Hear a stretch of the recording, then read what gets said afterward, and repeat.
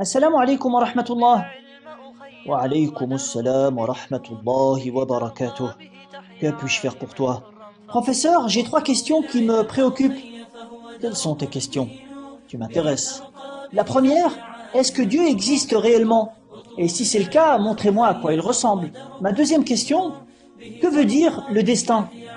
Et quant à ma troisième question, si Satan est créé de feu, puis il sera jeté dans l'enfer pour y être châtié, alors qu'elle ne lui fera pas de mal puisqu'il est créé de feu. Euh, Pourquoi me giflez-vous?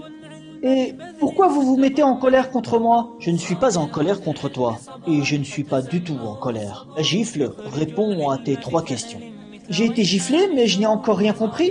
Que ressens-tu après que je t'ai giflé? J'ai mal, tout simplement. Est-ce que tu crois que la douleur existe? Oui. Alors, montre-moi à quoi elle ressemble. Je ne peux pas. Voilà ma réponse à ta première question. Ressentons l'existence de Dieu, mais nous ne pouvons le voir.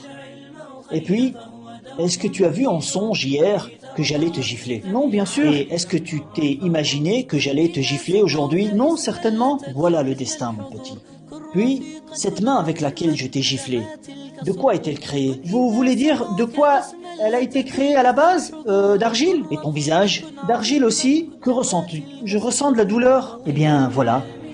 Comme l'argile peut faire de la douleur à de l'argile, c'est la création de Dieu et ainsi est sa volonté. Alors, même si Satan est créé de feu, l'enfer sera pour lui un châtiment douloureux, comme ça Dieu l'a voulu et ainsi est sa volonté.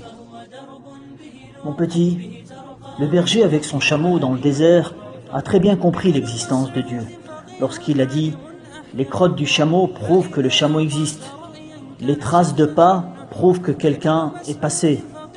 Le ciel avec ses astres, la terre et ses chemins, ne sont-ils pas des signes d'un Dieu omniscient et bien informé? Mon petit, médite sur la création de Dieu et tu trouveras Dieu. Cette histoire est terminée, partagez-la avec ceux que vous aimez et ne nous oubliez pas dans vos pieuses invocations.